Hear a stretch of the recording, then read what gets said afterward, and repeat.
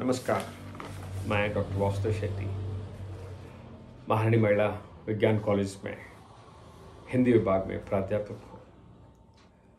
इस समय मैं हिंदी कहानी के श्रेष्ठ लेखिका, हिंदी साहित्य जगत के श्रेष्ठ लेखिका मृदुला गर्ग द्वारा लिखित हरी बिंदी कहानी पर प्रकाश डालना चाहता हूँ। आज के सभ्य समाज में स्त्री और पुरुषों का जो अलग अलग दुनिया है और कैसे एक दूसरे को सहायता करते हैं और अपने ढंग से जीने की जो तमन्ना रहती है और मौके पाकर जब वो खिलते हैं, खुलते हैं, उसके बारे में बहुत सुंदर ढंग से मृदुला गर्ग लिखते हैं।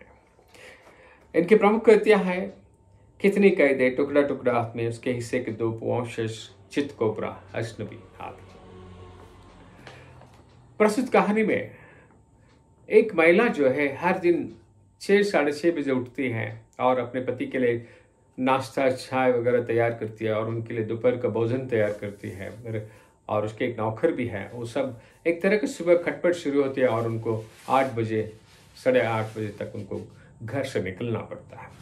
तो आज रोज की तरह उठती है, लेकिन एहसास होता है आज कोई जरूरत नहीं है, जल्दबाजी नहीं है, क्योंकि पिछले दिन ही राजन काम के सिलसिले में पति राजन दिल्ली पहुंचे हैं।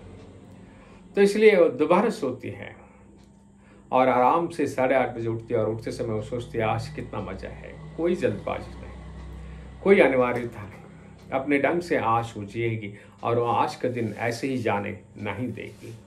गर्मा गर्म अपने मनपसंद चाय बना लेती है और देर तक गर्म पानी में नहा लेती है। इसके बाद तैयार होती है, नीले रंग के कुर्ता पाजामा पहनती है, लेकिन हरे बिंदी पहनती है, अपना ओढ़ती है, क्योंकि अक्सर नीले रंग के कुर्ते पर यदि वो हरा बिंदी यदि वो लगाएगी तो जरूर राजन पूछता है, तो नीले पर हरा क्या तुक है, अरे तुक का तुक क्या है, इस तरह वो जरूर पूछेगी। आज वो आईने के सामने खड़े होकर वो हंसती है और बाहर निकलने के लिए तैयार होती है। बाहर नौकर मुंडू जो अपने पति के सिगरेट छोरी सी पे पी रहा था, वो कहते, मैम साहब आज भोजन के लिए क्या बनाऊं, जो चाहे बना लो, तुम्हें जो पसंद है वो बना लो, क्योंकि मुझे नहीं चाहिए, या तो तुम छुट्टी ही ले लो।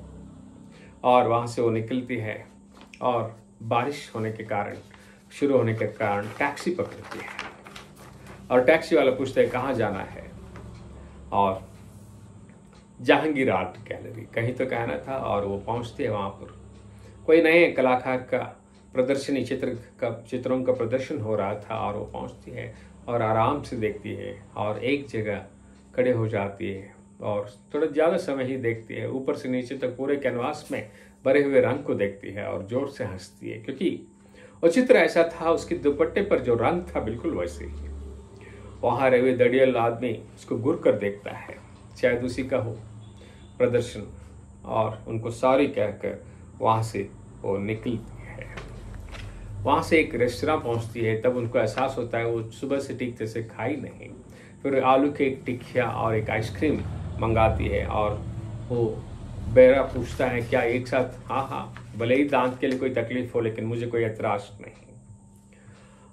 और इसके बाद वहाँ से करीब एक सिनेमा घर पहुँचती है। वहाँ इसके मनपसंद पुराने मजाकिया पिक्चर है, वो डैनिक है, और इंग्लिश वो पहुँचती है इसे देखने के लिए, काफ़ी खुशी होती है और जब संदर्भ के अनुसार जोर से हंसती है।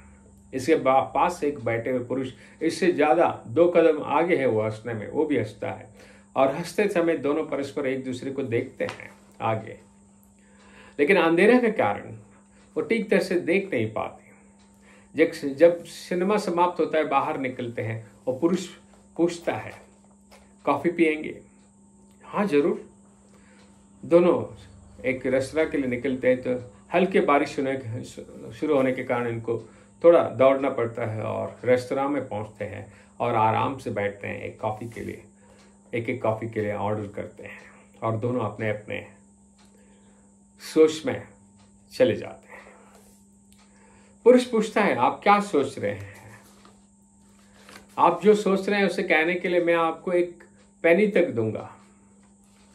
तब वो कहती हैं मैं सोच रही थी इस समुद्र में मैं तैरने के लिए अकेले निकलूंगी तो कहाँ कितने दूर तक चली जाऊंगी, ये मैं सोच रही थी। और आप झूठ नहीं बोलना, और वो जो सिक्का दिया था पेनी, वो ऐसे अपने पास रखते हैं, कस कर पकड़ते जैसे कोई अपने काफ़ी मनपसंद कोई व्यक्ति या पुरुष दिए हैं वो रखती है, और वो कहती मैं वापस नहीं दूंगी। और वो कहता है बुरा न मानना। तब इसको धक धक लगता है कहीं जो घिसी पिटे आशिकाना बातें ना करे, जो पुरुषों के बात ऐसे शुरू होती है महिलाओं के साथ, खास करके अकेले मिलने के कारण शायद उसको एहसास होता है और ढक ढक लगता है। लेकिन वो कहता है मैं सोच रहा था इस बारिश में तो टैक्सी पकड़ना है और वर्ली के लिए वो कितना भाड़ा देगा। तब वो जोर से हंसती है, ऐसे मजाक से नहीं, गौरव से, सम्मान से, बिल्कुल उसके सोचने के विरुद्ध था।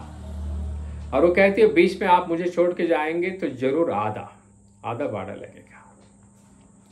और इस बीच में और बाहर सागर को देखते हैं, सागर में बारिश के पानी गिरते हुए उसके डंग को देखते हैं, और बीच बीच में जो कई सारे जो शिप, बड़े बड़े जहाज और बोट जाते हुए पानी को चीर कर जाते समय जो झाग निकलती है उसके बारे में बातें करते हैं। और बहरा उनको काफ़ी ख़त्म होने के कारण वो बिल भी लेके आते हैं और वो जाने के लिए निकलते हैं।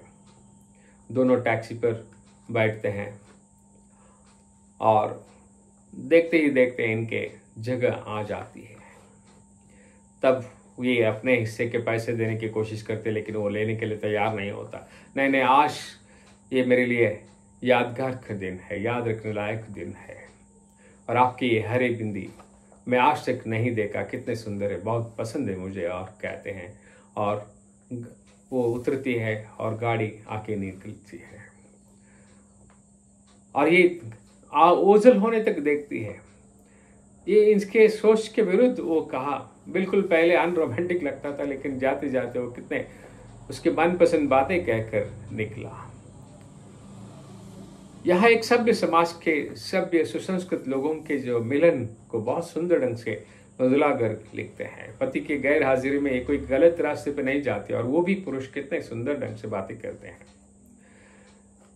वो कहती है जैसे घिसी पिटी अपने बातें करेंगे, और यहाँ तक नहीं पूछा कि आपकी शादीशुदा पति है, कहाँ रहता है, वो कुछ नहीं पूछा। ऐसे भी कोई होते हैं जो बिल्कुल उसके सोच के विपरीत था।